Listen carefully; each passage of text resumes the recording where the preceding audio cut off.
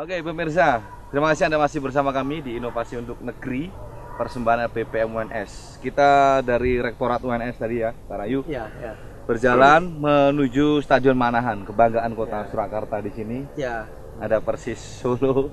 Ya. Yang masih Laskar Sambar Nyawa biasa di tribun-tribun. Tapi kita nggak bicara PSSI, PSSI, Persis ya. Kita bicara soal tadi itu rumput yang ada di Stadion Manahan sini. Ya. Ya, ternyata di sini saya boleh katakan rumput oplosan begitu ya? Ya. Antara satu dan yang lainnya. Ya, ada dua. Ya. Ini ada ahlinya di sini yang tahu Ya. mana yang impor, mana yang tadi sebagai produk unggulan masa depan. Ya, baik. Ini saya tunjukin bahwa rumput yang kita injak, ini yang kita injak ini lebih tebal, lebih empuk. Lebih empuk nih. Ini adalah rumput lokal yang sama dengan satelit tadi ya. Ini ya sama dengan ini, belakang ini juga sama dengan ya. Sebelah sana juga ya, dia akan nampak lebih tebal, sedangkan yang ini yang lebih kecil-kecil, yang kecil-kecil daunnya. Kemudian kalau ada sepak bola dia beradul itu ya lepas-lepas kayak begini.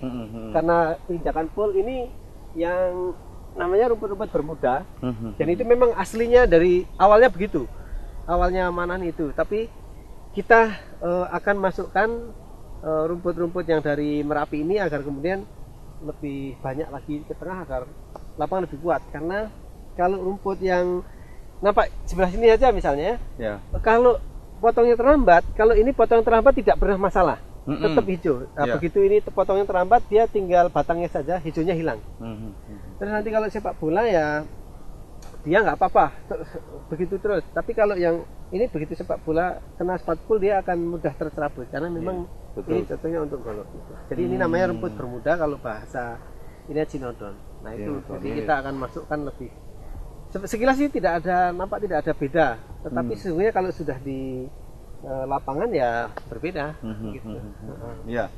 Ini pemirsa juga tahu, ini kita posisinya kalau di tengah lapangan sebagai visualisasi aja, kita berada di setengah ke arah selatan begitu ya. Posisi kita saat ini di Stadion Manahan lapangannya ini. Nah, kalau kemudian ada keinginan Pak Rahayu untuk kemudian memasukkan atau mengganti boleh dibilang seperti itu ya. Ini butuh waktu lama kira-kira. Kalau sistem sulaman kan tidak harus mengganti semuanya ya. Bahkan nanti seandainya mixing pun, kalau mixingnya itu seimbang, itu tidak masalah.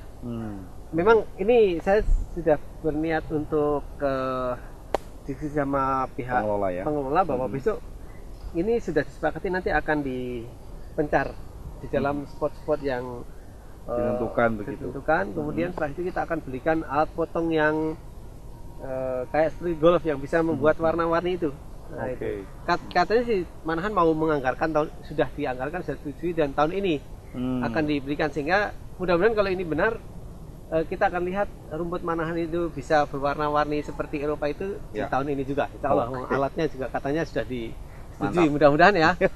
Saya hanya bisa mendoakan ini. Ya, mudah-mudahan sama juga gitu. Tapi yang kita lihat juga, mungkin saya akan ceritakan bagaimana tentang pengelolaan rumput lapangan yang benar. Ya, ini yang standar, boleh dibilang seperti itu. Tadi kan bawahnya kan sudah kita uji di lab tadi seperti itu. Ukuran 1 meter persegi. Ukuran 1 meter persegi dengan ketebalan 60 cm. Ini 60 cm juga mesti begitu.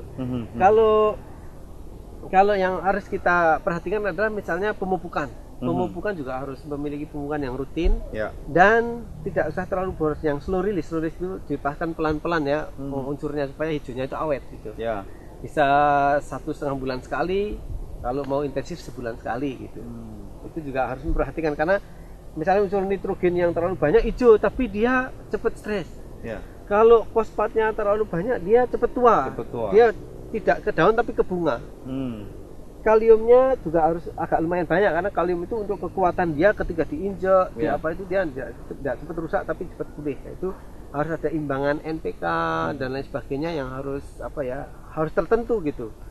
Itu tidak bisa asal saja, misalnya beli NPK di pasar tebar hijau, tapi boleh jadi itu nggak pas untuk kekuatan dia gitu. Tuh. Kemudian setelah itu juga pemotongannya itu ada dua sistem potong, ada yang rotary mowing itu motong tapi pisaunya itu berputar kali helikopter. Nah itu ya yang terjadi cuma nggak ada warnanya. Ya. Tapi ada yang real, rata real saja. itu menggulung seperti pemotong menggulung. Nah itu yang memang agak mahal alatnya, tetapi itu yang bisa memberikan warna hijau putih yang kayak di Eropa ya alat itu. Bukan karena tebal ini 1 cm ini 2 cm, bukan begitu. Bukan ya. Karena memang alatnya pemotongnya. Dan itu semua sama. Kemudian nanti juga dalam irigasi juga kalau di musim kemarau harus setiap hari. Tapi kalau yang di musim penghujan ya kita istirahat bisa seperti itu. Ini para prinsipnya. Ya. Terus pemotongan juga jangan sampai lebih dari setengah bulan sekali. Kalau lebih setengah bulan sekali ya mungkin seperti yang sebelah sana itu. Akhirnya dia daunnya terpangkas, meskipun kalau yang rumput yang kita injak kebetulan nih pasnya yang sama dengan kita yang rumput Joycia, bukan yang bermuda, itu setengah bulan sekali pun enggak masalah dia, karena dia tidak naik tumbuhnya gitu. Sehingga dipotong kena daunnya. Jadi kira-kira seperti itu. Dan ya mudah-mudahan lah kita yang memimpikan Manahan menjadi yang terbaik itu ya ini. Tapi saya juga ingin ceritakan dulu awalnya ini begitu kacaunya gitu, maksud saya rumput liarnya tuh mendominasi lebih dari separuhnya 50% lebih itu udah rumput liar. Kalau tidak dibiarkan, tidak ditangani dengan seksama gitu ya, itu ya habis, tinggal liar semua kayak di mungkin di sebelah luar sana atau apa gitu, karena campurannya nggak karuan. Tapi ini bisa kembali ke murni karena ada mekanisme pemberian chemical yang chemical itu begini, rumput liarnya itu mati tapi rumput aslinya itu hidup. Nanti saya kasihkan foto-foto proses itu gitu. Jadi itu juga menjadi penting.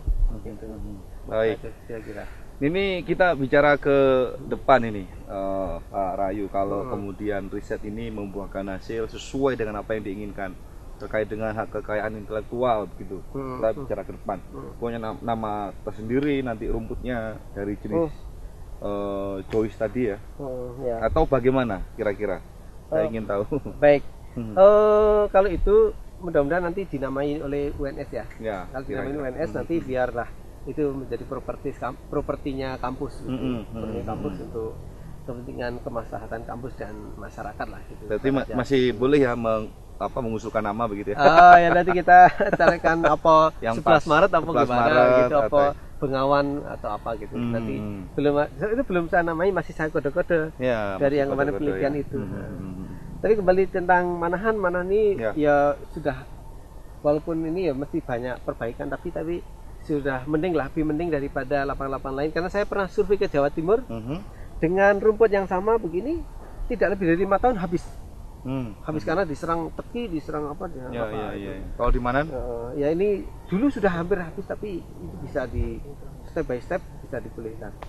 Nah mudah-mudahan nanti kalau kemudian itu yang Merapi itu bisa dipijah dengan lebih banyak lagi, mudah-mudahan ini menjadi lebih baik lagi.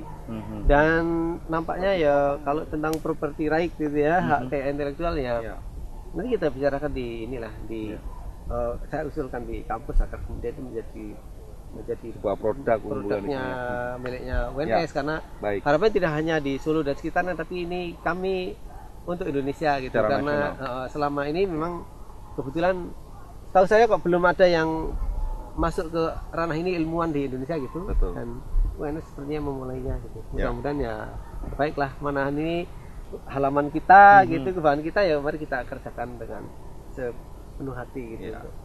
Sebaik mungkin dan sepenuh hati. Pak Rayu, ini terkait dengan tadi sudah hak kekayaan intelektual, yang kemudian saya ingin tahu di sini kaitannya dengan keterlibatan masyarakat ini, ilmuwan, periset begitu di BPM-UNS, kemudian mengembangkan sebuah produk. Nanti keterlibatan masyarakat, karena tidak mungkin hanya UNS saja kan begitu. Mungkin ada petani yang terlibat untuk pemijahan dan lain sebagainya. Ini seperti apa? Kalau karena kebetulan saya dulu ya riset saya di Korea ya, selama sekian tahun ya. Itu kami berharap juga bisa jadi seperti itu. Jadi di sana itu sudah ada sekian ribu petani menanam rumput. Kalau sekarang kan paling beberapa orang menanam rumput gajah mini. Besok itu yang menanam, ada yang menanam rumput Bermuda, ada yang menanam Joycia gitu, dan itu nanti menjadi market yang bebas dan berkembanglah untuk masyarakat itu gitu. Tidak, kenapa harus impor kalau kemudian kita juga berkembang. Jadi yang dari kampus dan nanti suatu saat dalam penelitian dan pemilahan itu ada, saya masih nunggu timing yang tepat untuk kemudian saya rilis, saya open. Kemudian ayo para petani pada nanam, kemudian silakan jualan. Kalau nanti pasar-pasar itu sudah mulai terbuka lebih lebar. Kalau seperti ini kan kasihan juga petani mungkin sudah nanam, mengeluarkan lahan dan sebagainya, sementara pasar ini belum begitu baru akan mulai terbuka. Nanti kalau udah lebar, nggak mungkin dong kampus kemudian menyediakan gitu kan, pasti akan kita buka untuk masyarakat dan itu. Ya inilah memang sebagai ibaratnya ya kewajiban intelektual kami untuk memberikan hal kepada masyarakat ya. Gitu. Baik secara internal ataupun juga eksternal ini juga terbangun di sana. Ya semacam infak kami, infak ilmiah kami kepada masyarakat. Terima kasih Dr. Rayu atas waktunya. Ini semoga memberikan gambaran terbaik bagi masyarakat khususnya di Solo Raya, Jawa Tengah dan pada umumnya Indonesia. Kedepannya nanti akan menjadi sebuah riset yang berguna sekali begitu. Terima kasih atas waktunya. Terima kasih sekali Mas Hendrik. Saya Hendri Santoso bersama dengan produser acara. Terima kasih semuanya. Kita ketemu lagi di spesial kebersamaan kita bersama UNS, tentu saja di Inovasi untuk Negeri persembahan LPPM UNS. Tunggu kebersamaan saya lagi hanya di TA TV, masa kini dan tetap berbudaya.